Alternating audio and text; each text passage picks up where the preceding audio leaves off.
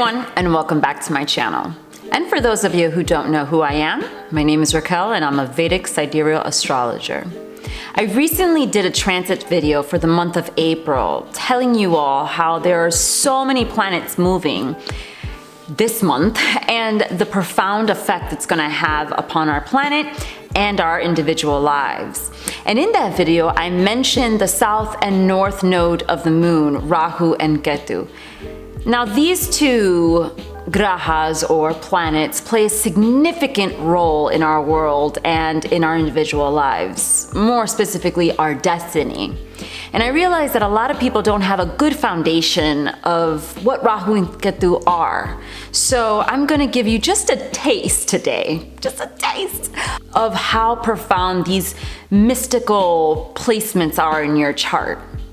But before we get into that, I do want to remind you all that I am still running my April promotion, letting you know about the transits of this month and their lasting impact of 2022 on your personal charts. So check the links below, and if you're watching me from IG, check the links in my bio and book a session with me, and I will tell you all about how the movements of this month are going to personally impact you. So with that being said, let's delve into the deep realm that is Rahu and Ketu. To understand Rahu and Ketu, we must first understand that this wisdom comes from Sanatana Dharma, which is the eternal law of the universe and is at the heart of Vedantic teaching. Its wisdom teaches that life is in a cycle of death and rebirth. As a result, reincarnation is viewed as a natural law and a fundamental aspect of the human experience. The intention is to break the cycle through self-realization, achieving enlightenment. The nodes of the moon, Rahu and Ketu, play an essential role in this evolutionary process and the liberation of the soul. Now, I'm going to share with you the mythology of Rahu and Ketu, which is so imperative for you to really grasp what these nodes are and what they mean to you. But if you're not interested, down below, I have the timestamps, and you can go ahead and skip on to the part that you're interested in, because we live in the Kali Yuga, so we're not really interested in the real depth of things. We like its surface. But for those of you who really want to gain this understanding, listen up. Our story begins when the supreme primordial god Vishnu is turning the deities immortal. This includes the planets. Yes, the planets in the sky, according to ancient teaching, and might I add, across the world, ancient teaching say that the planets are actual living entities. Continuing on. To attain this elixir of life, the devas, which are like the angelic beings, needed the help from their arch enemy, the asuras, which are like demonic beings. They agreed to help them turn the milk ocean and extract this immortal elixir. I think it's important to note that this eternal, immortal elixir of life has been mentioned in the classics for as long as human existence. Its first reference was in Mesopotamia, which is the oldest civilization. And then it's also, again, alchemists refer to it as the fountain of youth. The Greeks called it ambrosia. Ancient China also had a name that I can't pronounce. And according to ancient Vedic texts, they called it Amrita. Somehow, collectively, there is this idea that there is a fountain of youth. Once the Amrita was obtained, the Asuras were distracted by their lower natures, and the Devas started to share the Amrita amongst each other. Now, there was a serpent dragon by the name of Swarbanu, who saw what the Devas were doing and transformed himself to appear like a Deva to partake in the Amrita sharing. The sun and the moon caught on to his disguise and informed Vishnu. Vishnu then severed the head of Swarbanu, but it was too late. He had drank the Amrita and became immortal. Vishnu took Swarbanu's dismembered body and threw it to opposite sides, the head being called Rahu and the body being called Ketu. They did severe penance for many, many years to obtain the grace of Vishnu when he gave them the status of grahas. Graha is the original Sanskrit word that they had for planets. But like many words in the English language, it doesn't do it justice because graha actually means to grasp, to seize, to hold. And in this respect, the planets are regarded to be holding us to our karma. Rahu and Ketu play an important role in our destiny. And from this place, we understand that the grahas, or planets, bind us to our karma and affect every living being here on planet Earth. Rahu and Ketu play a very crucial role in your destiny and why you incarnated here. Rahu has an insatiable appetite that pulls us down a path that is our destiny. Remember that Rahu is just an head. It has no body to process that which it consumes. Therefore, the soul is constantly being recycled on an endless quest to satiate its appetite of desire. Ketu, on the other hand, is the opposite of Rahu. Its focus is in detachment and letting go, making it a moksha karka. Karka means signifactor and moksha means liberation. So Ketu is a very spiritual graha. It teaches that through our detachment, the soul can have liberation. This could be found also in Buddhism, the philosophy of Buddhism. If you've noticed, East Asia has a lot of its artworks as a serpent dragon. The ancients had knowledge of what the serpent dragon represented. Actually, also Mesoamerica, which is currently Central America, like around Mexico. If you look at their artifacts and their literature, works of art, there's always this emphasis of a dragon's head or serpent and snakes because there is a cycle that they understood. I always say this word, but the Uberos is a serpent in a circle. It's one of the most ancient esoteric symbolisms, and it is a sign of regeneration, the cycling of souls through lifetime and lifetime. Ketu is not only trying to detach us from the house in which it's located in your chart, but it's also trying to make us detach from all the baggage of trauma we've accumulated from lifetime to a lifetime.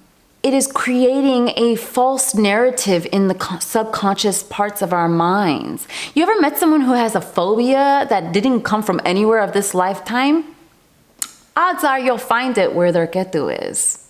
It is in the area of where Ketu is where we have to release those insecurities, those traumas. And we work at a very deep level when we're talking about Ketu. And that's why I've taken the time that I have. I know this is a very long video, but it's so, as you can tell, it's so fundamental to our existence that it's worth taking the time to explain this all to you. And remember, you guys, that this is the taste. This is such a small portion of understanding what Rahu and Ketu is. Rahu and Ketu don't operate like other planets. They work on an axis. Remember that Rahu is the head and Ketu is the body. So they're located 180 degrees away from each other. So if Rahu, the head, is in one sign, say Gemini, Ketu automatically will end up in the sign Sagittarius, directly opposite to the sign. There is a very unique dance that happens between Rahu and Ketu, between our past life and our future life, between desire and detachment. So let me break it down a little bit. Ketu is the accumulation of all the lifetimes you have lived prior. Yes, all the lifetimes the soul that is inhabiting your body has lived. And because of that, it has the storehouse of memories of those lifetimes. Rahu, on the other hand, is the area of life which you haven't experienced before, but your soul deeply desires. And it is in that desire that allowed you to take birth in this body so that you can have the experience your soul desires. That also means it's the area of life that you are unfamiliar with, underdeveloped in. But in this lifetime, that is the path that you are going to take to experience those desires, the desire of your soul. In astrology, the sun and the moon is part of the royal court. They are the luminaries that give light. And if you remember, they're also the ones who ratted out the Asura Swarbanu. However, when we see an eclipse, it is said that Rahu is devouring the sun or the moon, causing a blanketed shadow on the earth. That shadow is why Rahu and Ketu are called Chaya Grahas, which can translate to shadows that grasp, or shadow planets. Now, the ancients knew this and wouldn't look at an eclipse. In fact, they would hide away and engage in spiritual practice to ward off the malefic energies that came from the eclipses. Very different than how we are now when it comes to eclipses, right? We go and try to watch them. In Vedic astrology, the moon represents the mind. And Rahu and Ketu play a huge influence in the subconscious aspects of your mind. They are such a powerful force that compels you to take action in this world through the pulling of your desires. We are compelled to move down that path, and you don't even know it. You think that you like this, you think that you want this on a conscious level, but on a subconscious level, the soul is the one running the show, prompting you to move in that direction. Do you see how significant Rahu and Ketu are? Now remember that Swarbanu was a Asura, meaning he was demonic, and therefore Rahu and Ketu are considered malefic in astrology and have a malefic effect on the mind. So when an eclipse takes place, it is said that there is a malefic effect on the earth and in our minds. So if your sun, moon, or ascendant are in the signs where the eclipses are taking place, this speaks to having a very personal encounter of transformation through Rahu and Ketu. Now, our first eclipse cycle begins on April 30th in the sign of Aries, followed by a lunar eclipse in May 14th and 15th in the sign Libra. This begins our eclipse season. And note that in an eclipse season, they last for about 6 months to the next eclipse cycle, which will then again take place in Aries and Libra. So if you have personal planets, in particular the sun, moon, or ascendant in Aries and or Libra, know that this will be a very pivotal, transformational experience for you, and why I am doing this monthly special for you all, so that you can have a greater understanding on what that means for you personally. So let's talk a little bit about what Aries is, seen as that's where the first eclipse will be taking place. Aries is ruled by Mars. Mars is a fiery planet. Aries symbolizes the first of the zodiac, representing the first house. And because of this, this is the area of the chart where we first draw breath, where we enter the world with bursting energy to take action and experience life. The path of one's life begins in the first house. So Aries represents beginnings. Aries is a sign of great energy. Therefore, it is an assertive sign. Aries is a cardinal sign. A cardinal sign means that it is movable, bringing change, And in the sign of Aries, this change is in the form of action. In the royal court, Mars, the ruler of Aries, is said to be the general. Now, think about it. When it comes to the military, right? Who is the general? They are the leaders of the army, meaning that Aries has leadership qualities. They deal with protection. They deal with defending. Aries is the warrior of the zodiac, and with it creates a fighting spirit. They are self-starters, pioneers, innovative, creating great change through dynamic leadership. A key focus of Aries is to challenge oneself mentally, physically, and spiritually. It does so by pushing beyond the limitations. And this is kind of why Aries is known to be the rebellious one of the zodiac, because it's always pushing against the limitations so that it can test its strength. A healthy Aries is bold, courageous, assertive, enthusiastic, and fights for a righteous cause. Now, astrology, as I see it being passed around, often refers to Aries' negative qualities, which can be domineering, controlling, aggressive, combative, argumentative, competitive, impulsive, self-centered.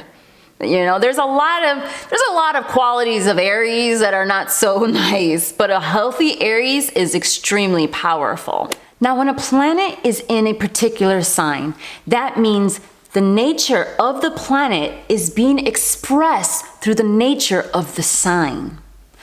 Therefore, Rahu will be in Aries as of April 12th. So we take the significance and the qualities of Rahu, which is also assertive and compelling in achieving its desires and agenda, much like the energy of Aries, who will fight to achieve its desires and agenda, making these two a very powerful force this year and part of next year. However, because Rahu is such a malefic energy, when it's in the sign of Aries, it can bring out those malefic qualities in the sign of Aries. So we may see a great number of people who are more turned to the self, being focused on its own agendas and needs, making people more self-centered and selfish. Because of this, what did we learn about Rahu in the story? It was deceptive. It made its disguise. And therefore, we might see people being more deceptive in their nature, causing disguises, impersonations. One of the things that I see happening is an increase of identity theft in doing deceptive and devious things to obtain someone's goals. And therefore, this may cause cheating or doing unscrupulous actions to obtain someone's objective, doing underhanded things. And that's kind of the lower nature of what Rahu can produce in Aries. This can create fraud. So I really do advise people to beef up on their insecurity.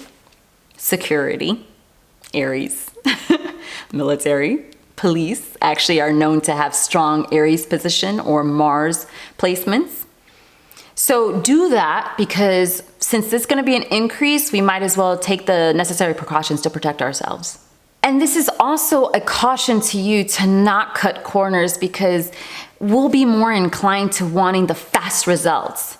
This is also to note that when this eclipse takes place, expect sudden changes, quick changes to take place, especially if you have placements in Libra or Aries.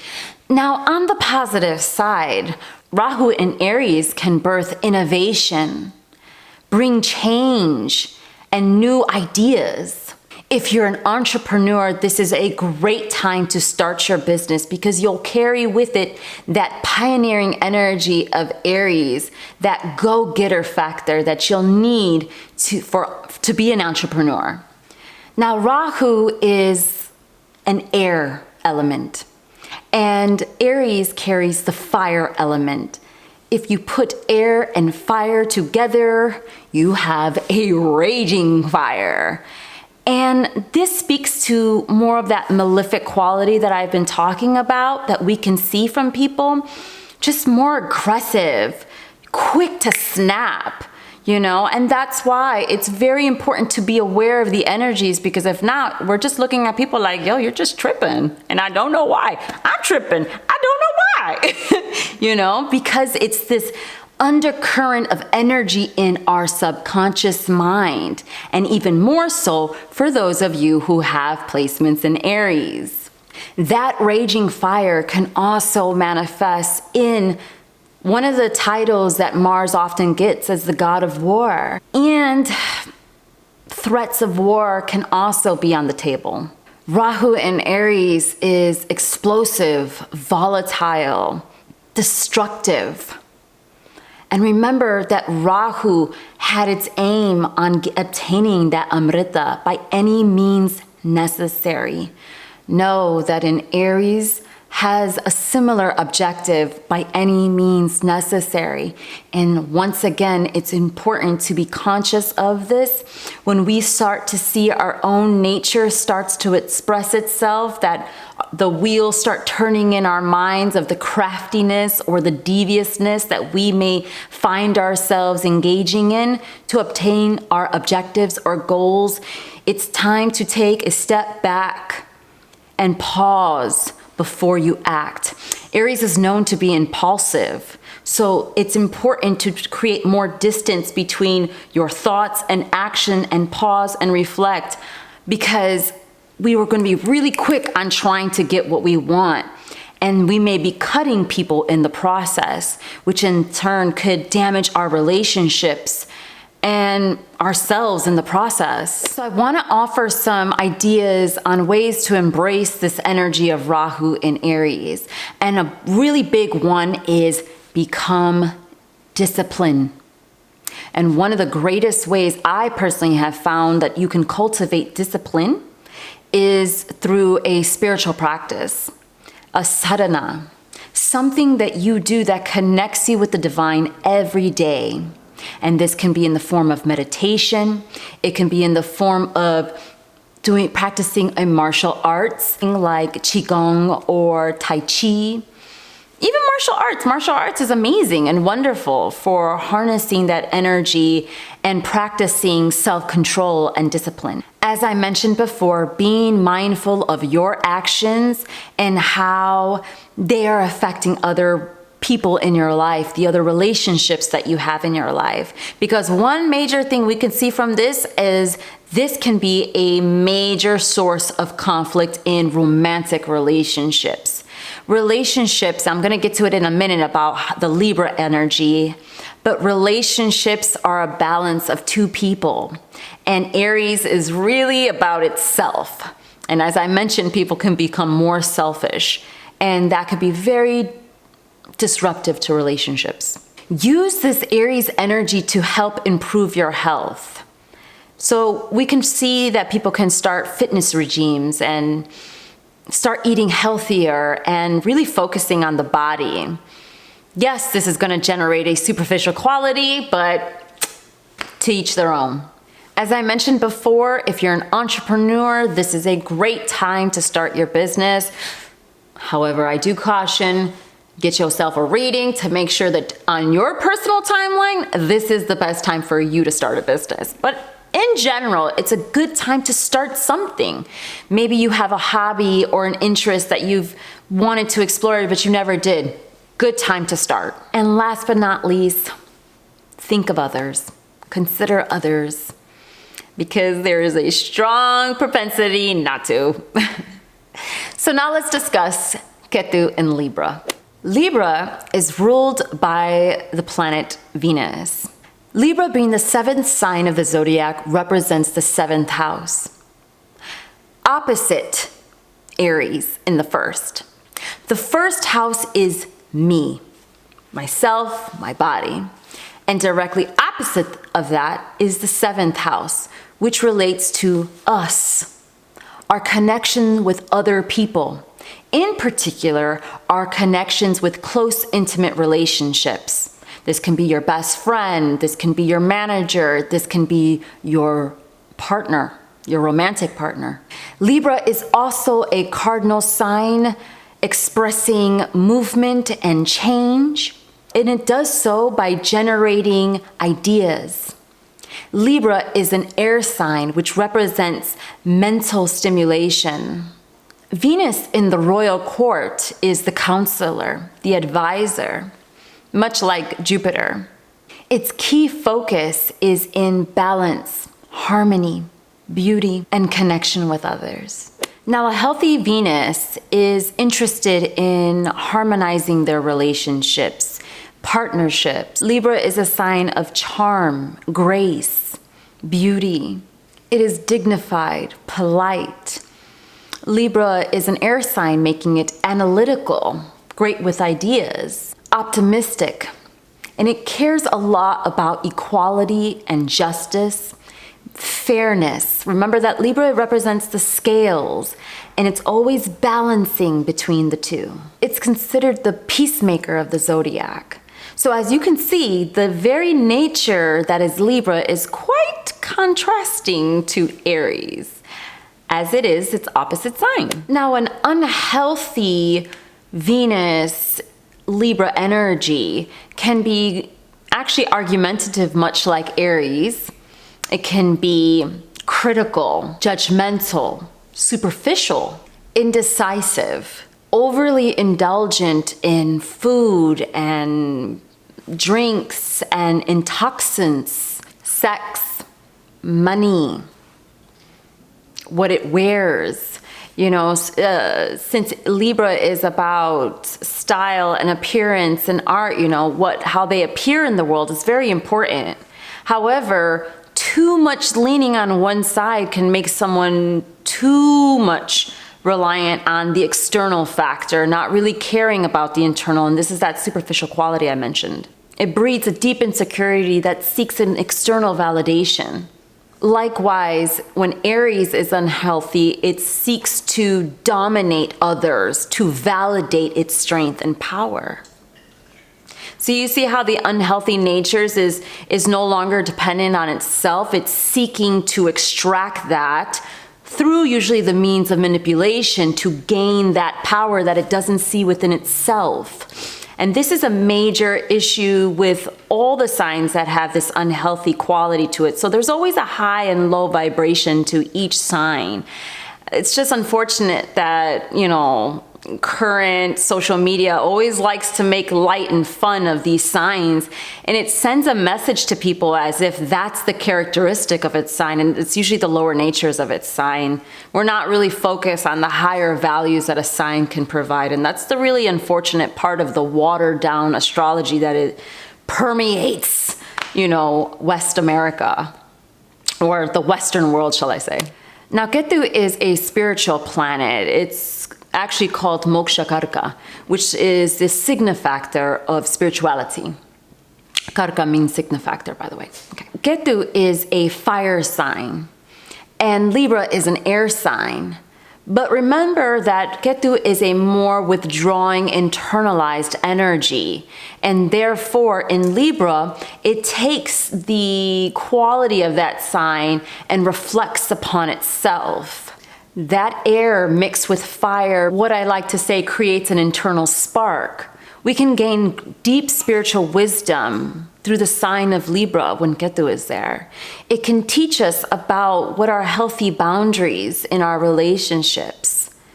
It can make us reflect about who we are when the world isn't giving us that external validation. It will teach the collective that while there might be a lot of emphasis in that Aries side, there's going to be a lot of consequences when there's too much selfishness, self-serving energy. When everyone's out for themselves, this creates an imbalance. And Ketu will be teaching us those lessons of what happens when we're in balance. When we are too much about the self and we don't think about the collective, what are the consequences? That is something that we'll definitely learn through the 18 months when Ketu is in Libra. Ketu may separate you from certain relationships, highlighting where you've been codependent. It can teach non-attachment to materialism. And that's a huge lesson because, especially here in the West, we are a consumer-based society. So it can teach us to live more of a minimal life and focus on things that really matter, like our relationships, like who we are as individuals, and who we are in the grand scheme of the collective. That's the big story between Rahu and Ketu in Aries and Libra. We'll be challenged in the areas where we're being inauthentic and superficial so that we can learn what is true value. Venus is the sign of what we value. And so here Libra will make us dig deep and show and highlight what really matters, what is really valuable in life. And from this, it will teach the higher value of unity, equality, and justice. And a good aspect of this will help draw us into service for others. So as you can see, there's a big polarity. That's one of the biggest things about this Rahu and Ketu transit is polarity. Extremes, as you can see, as I've pointed out. And that's what we're going to see in our world. And if you have these signs, my goodness, this girl, if you have these signs in your chart, you may start to see a strong contrast of polarity in your life as well. And it's up to you to help balance. Balance is always going to be the theme when we're running the Ketu in Libra cycle. So I have some tips on how to embrace the transit of Ketu in Libra. And one of those ways is being okay with letting relationships that no longer serve you go. And it may be painful and it may be quick because remember, we have the eclipses that are going to trigger those situations in our lives. Observe where in your relations there is imbalance. Be open to redefining your relationships. Consider practicing a minimal lifestyle. And a really good idea is taking stock of what's in your home and what you don't need, what is in excess, and donate it. Utilize that Ketu detaching, releasing energy to help facilitate this process. Ask yourself, where can I serve humanity? And then take action in doing so. And a really big one is cultivate a sadhana or spiritual practice. A really, really great one people can try, because since Ketu is in Libra, Libra is an air sign, is pranayam or breathing techniques.